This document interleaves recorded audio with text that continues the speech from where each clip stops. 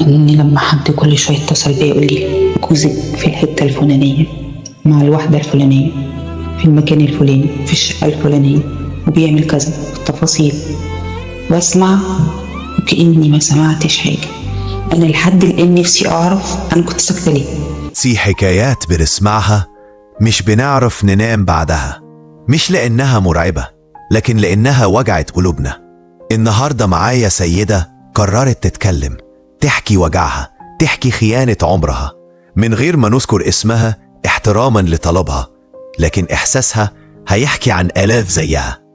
خدعها جوزها، خانها، طلقها وهرب وسابها تواجه الدنيا لوحدها هي وبناتها. احكي لنا القصة من البداية. هي الجوازة كلها كان غلط.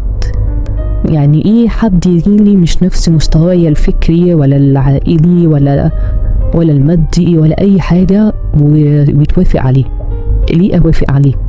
بالعقل والمنطق طالما حاجة ما تناسبنيش المفروض ما اوافقش عليها. ده كان غباء يعني مني ان انا اصلا اوافق على حاجة زي دي واكمل واتنازل عن كل حاجة. نزلت عن كل حاجة، حالات كتير جدا ولا طلبتها ولا جبتها ولا اي حاجة. كانت جوازة عادية جدا وكان مطالب مني ان انا اقف جنب شخص عشان احنا لسه بنبني حياة على الشكل الاطار الخارجي ان شخصية طيبة، شخصية كويسة، شخصية بنت ناس، بس الظروف هي اللي مش حلوة.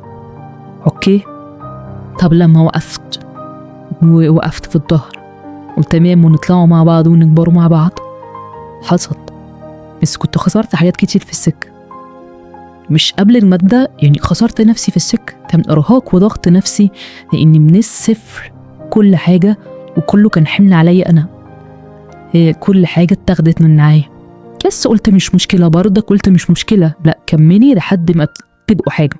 وكام عملنا جزئية كبيرة جدا وعملنا حاجة كويسة في بيتنا. بعد ما عملنا ده بقيت أنا على الرف خلاص، لأن بقى في الدنيا بقى في فلوس والدنيا بقت ايه حلوة. أخدت أشخاص ملهاش أي لازمة هي اللي خدت المكان. أصبحت إن أنا بتهان بتشتم بقى، أنا ماليش لازمة. حلمتي حد اتدلعتي طول عمرك وعشتي معلش مستوى كنت كويس طول عمرك، اركيني بقى أنت على جنب. طبعا كل دي بكلام ملهوش أي لازمة. غير بقى كان في وسط كل ده باللحظة خيانة مختلفة، خيانة بالكتابة وخيانة كاملة وخيانة ويمكن كان في جواز عرفي كمان في الوسط. أنا كنت بشوف كل ده بعيني وما كنتش بفتح بوقي، وكنت بستغرب إن أنا ليه ما بتكلمش عشان أنا حد مش بتاع مشاكل، حد مش قليل الأدب، حد اتربى إن طالما اتقفل باب يبقى لازم نصون الناس اللي جوه والبيت ما يطلعش أسراره بره. فعمري مش اشتكيت لأي حد، كنت حطاه كده على الرف زي ما بيقولوا ملك، فما بيغلطش ما بيقولش حاجة. عمري ما غضبته سك البيت، عمري ما شفت الإهانة ولا الخيانة ولا الغدر ولا قلة الأدب وفتحت بوقي واشتكيت لحد. إذا بقى مش لاقية لنفسي أي مبرر. يعني أنا يعني بعاقب نفسي إن أنا ليه سكت على كل ده، وليه تاخد مني كل ده بدون أي وجه حق وحاجة أنا المفروض إن أنا ما أشيلهاش؟ ليه؟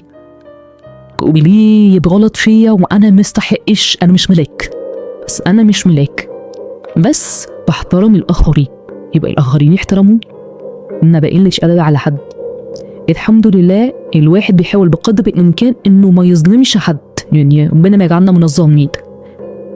طب ليه يحصل لي كل ده عشان اخترت غلط وما اخترتش الحاجة اللي تناسبني اللي تنفعني وتنفع دماغي. في يوم وليلة كل حاجة راحت، بيت راح، شغل راح، فلوس راحت، كل حاجة راحت. أصبح زي ما يقولوا كده على الحديدة. يا ريتي مش عارفين يكملوا تعليمهم والدنيا وقفت ووقعت تماما معايا. ديون ملهاش أي 30 لازمة، مش أنا اللي عاملاها. نسيتني ومشى في ديون وفلوس وعيال ومدارس وكل حاجة. بزرق حرفيا بزرق، شفتها أطفال صغيرين عايزين يعيشوا وأنا ما بقاش معايا حاجة. عشان أطلع من ده دينت أكتر، يعني بقيت أتصرف واستلف أصلا. دينت الدنيا بقت أعباء أكتر. بقيت مش عارفة أبيع إيه، أبيع إيه تاني، أبيع بعت كل حاجة، مفيش حاجة بقيت معايا، كل حاجة حرفيا بعتها.